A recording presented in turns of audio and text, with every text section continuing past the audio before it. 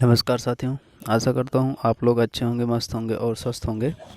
तो दोस्तों, इस वीडियो में आप लोगों को सर्वनाम पढ़ाऊँगा और एक छोटा सा वीडियो होगा 15-20 मिनट का, जिसमें सर्वनाम कंप्लीट हो जाएगा। ठीक है, तो धैर्य रखें, बस 10 से 15 मिनट के बाद है सर्वनाम कंप्लीट हो जाएगा। ठीक है, तो इसके पहले मैंने आप लोगों को संज्ञा पढ़ा दिया है, आप लोग संज्ञा पढ़ चुके होंगे। आशा करता हूँ आप लोगों ने इस वीडियो को देख लिया होगा। तो चलिए सर्वनाम को शुरू करते हैं। ठीक है, सर्वनाम का मतलब क्या होता है? सर्वनाम जो सबके नाम के स्थान पर प्रयोग हो उसे ही सर्वनाम कहा जाता है। ठीक है, तो इसका मतलब होता है, परिभाषा क्या हुई? संज्ञा के स्थान पर प्रयुक्त होने वाले शब्द को सर्वनाम कहा जाता है। संज्ञा के स्थान पर प्रयुक्त होने वाले शब्द को सर्वनाम कहा जाता है। संज्ञा की पुनरुक्ति यानी संज्ञा को बार बार पुनरुक्ति को दूर करने के लिए ही सर्वनाम का प्रयोग किया जाता है। जैसे अगर मैंने बोला कि राम आया और वह गया, तो यहाँ पे वह जो है सर्वनाम हो गया।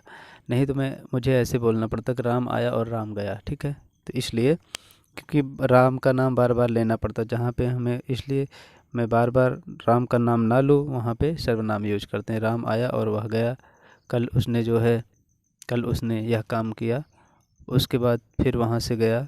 तो इस तरीके से जहाँ पे राम का नाम यूज करना है वहाँ पे मैं सर्वनाम यूज करूँगा, एक बार राम का नाम यूज करूँगा बस। ठीक है, संज्ञा यानी एक बार यूज होगा, उसके बाद संज्ञा के स्थान पर सर्वनाम प्रयोग होगा, इसे ही सर्वनाम कहा जाता है। हिंदी में मूलतः सर्वनाम की संख्या 11 होती है। हिंदी में मूलतः सर्वनाम की संख्या कितनी होती है? 11 होती है। जो कौन कौन से हैं? तो हैं मैं, हम, तू, तुम, वह, यह, आप, कौन, कोई, जो, सो। ठीक है, ठीक है, कौन हुआ? मैं, हम, तो, तुम, वह, यह, आप, कौन, कोई, जो और सो। ठीक है, ये क्या हुए? ये सर्वनाम होते हैं। सर्वनाम कितने होते हैं? हिंदी में मूलतः 11 सर्वनाम होते हैं। कितने सर्वनाम होते हैं? हिंदी में मूलतः 11 सर्वनाम होते हैं। ठीक है, अब प्रयोग की दृष्टि से सर्वनाम के कितने भेद होते हैं? प्रयोग की दृष्टि से सर्वनाम के 6 भेद होते हैं। कौन कौन से?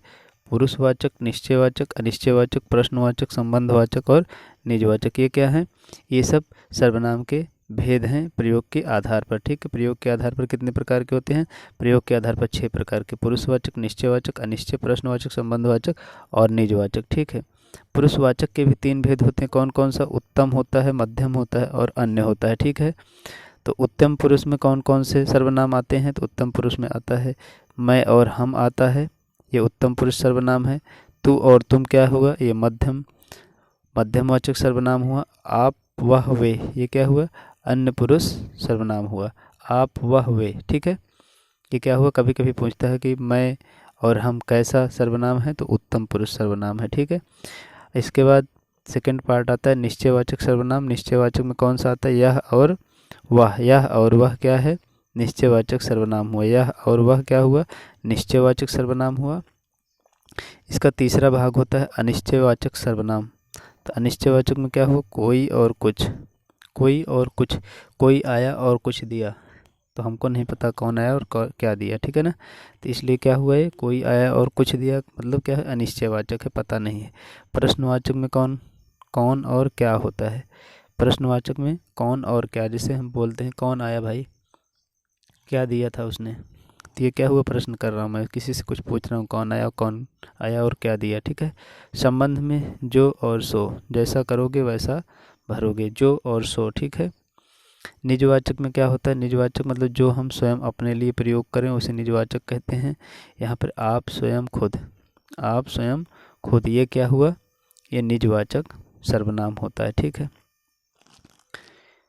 निजवाचक सर्वनाम हुआ। इसी तरीके से अब जो सर्वनाम के 6 भेद होते हैं, पुरुषवाचक, निश्चय, अनिश्चय और संबंधवाचक, ये जो 6 भेद होते हैं, इन सभी के बारे में क्रम से परिभाषा पढ़ते हैं। ठीक है, तो सबसे पहला है पुरुषवाचक सर्वनाम किसे कहते हैं, इसकी परिभाषा क्या होती है?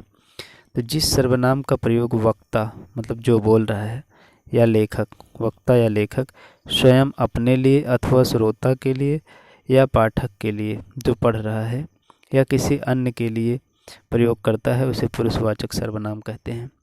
पुरुषवाचक सर्वनाम का मतलब होता है कि जो वक्ता है, जो बोल रहा है, या स्वयं अपने लिए या फिर मध्यम पुरुष के लिए या फिर अन्य पुरुष के लिए जब प्रयोग करता है तो उसे पुरुषवाचक सर्वनाम कहा जाता है। ठीक है। निश्चयवाचक में क्या हुआ?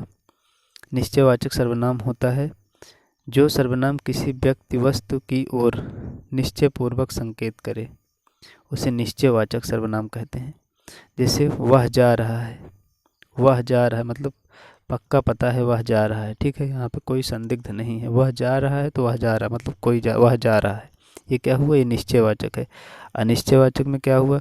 जिस सर्वनाम शब्द के द्वारा किसी निश्चित व्यक्ति अथवा वस्तु का बोध ना हो वह जो है अनिश्चयवाचक सर्वनाम कहलाते हैं। क्या कहलाते हैं? अनिश्चयवाचक सर्वनाम कहलाते हैं। जैसे कोई आ रहा है, जैसे कोई आ रहा है, अब पता नहीं कौन आ रहा है, यहाँ पे निश्चय नहीं है कौन आ रहा है, कोई आ रहा है। ये क्या हुआ? कोई और कुछ क्या होता है? कोई और कुछ क्या है? अनिश्चयवाचक सर्वनाम है, कोई और कुछ। ठीक है, ये क्या हुए? अनिश्चयवाचक सर्वनाम हुए। संबंधवाचक सर्वनाम किसे कहते हैं? परस्पर एक दूसरे बात का संबंध बतलाने के लिए, परस्पर एक दूसरी बात का संबंध मतलब पहली बात का दूसरी बात से जो संबंध बतलाने के लिए बीच में सर्वनाम का प्रयोग होता है उसे संबंधवाचक सर्वनाम कहते हैं। जैसे जैसा करोगे वैसा भरोगे। ठीक है, जैसा करोगे वैसा भरोगे। संबंधवाचक सर्वनाम कौन कौन से होते हैं? जो और सो। कौन कौन से होते हैं? जो और सो। प्रश्नवाचक सर्वनाम, जो सर्वनाम संज्ञा शब्दों के स्थान पर आते ही किंतु वाक्य में प्रश्नवाचक भी बनाते हैं वह प्रश्नवाचक सर्वनाम कहलाते हैं। जैसे क्या और कौन। क्या और कौन क्या है? सब प्रश्नवाचक सर्वनाम है। जैसे कौन आया है, क्या लाया है। जैसे मैं बोलूं क्या लाया है तो यहाँ पे जो है क्या शब्द जो है प्रश्नवाचक है। ठीक है, इसके बाद प्रश्नवाचक के बाद छठा होता है निजवाचक। छठा क्या होता है? निजवाचक। निजवाचक का मतलब होता है जो मैं अपने स्वयं अपने लिए प्रयोग करूं उसे निजवाचक कहते हैं। ठीक है, क्या बोलते हैं? निजवाचक। जैसे निजवाचक सर्वनाम क्या हो? जहाँ अपने आप के लिए, जहाँ अपने लिए आप शब्द का, जहाँ अपने लिए आप शब्द का प्रयोग अपना शब्द अथवा अपने आप शब्द का प्रयोग हो वहाँ निजवाचक सर्वनाम कहलाता है। इसका कहने का मतलब सिर्फ इतना है कि जहाँ आप शब्द अपने लिए प्रयोग हो वहाँ पर निजवाचक सर्वनाम होता है। जैसे तू अपना मन लगा, तू अपना मन लगा, मैं अपना काम कर रहा हूँ, मैं अपना काम कर रहा हूँ। ठीक है, या फिर जैसे मैं अपना काम अपने आप कर लूँगा, मैं अपना काम अपने आप कर लूँगा। यहाँ पे निजवाचक सर्वनाम कौन कौन से होते हैं? आप होता है। कौन कौन सा होता है? आप होता है, स्वयं होता है। ठीक है, और क्या होता है? खुद होता है। ये सब क्या है?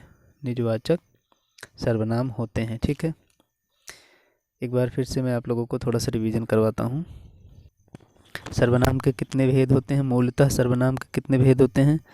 तो मूलतः, एक मिनट थोड़ा पेन को मोटा कर दूँ, यहाँ पे बहुत बारीक हो गया है, एक सेकंड।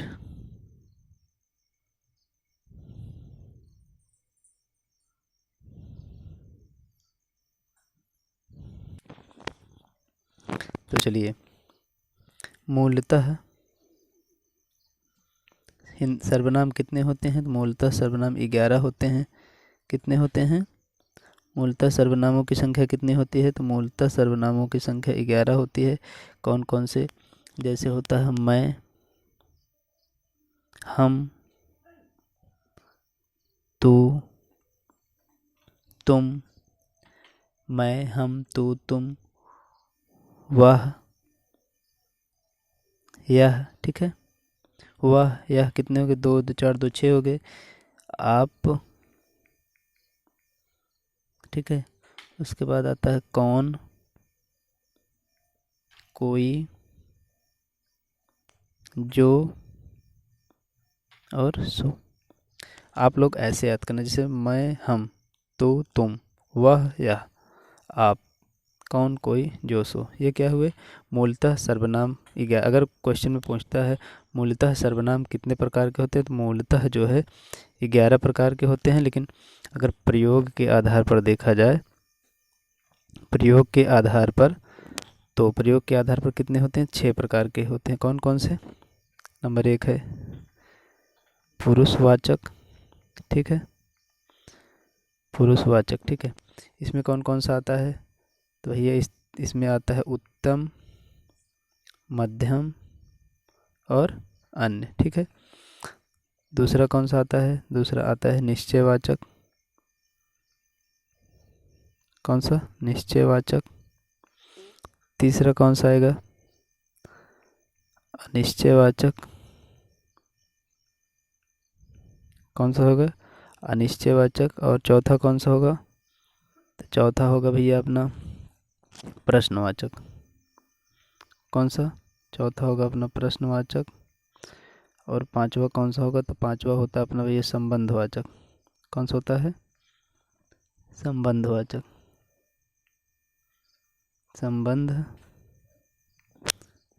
संबंधवाचक।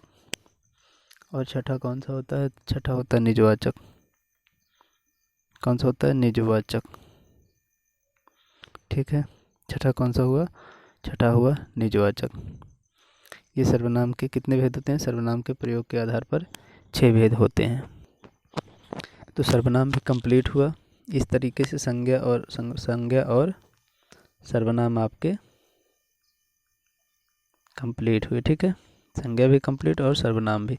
सर्वनाम के 6 भेद, संज्ञा के मूलतः 3 भेद होते हैं और वैसे 5 भेद होते हैं, ठीक है। तो चलिए इसी के साथ वीडियो को समाप्त करते हैं। जय हिंद, जय भारत।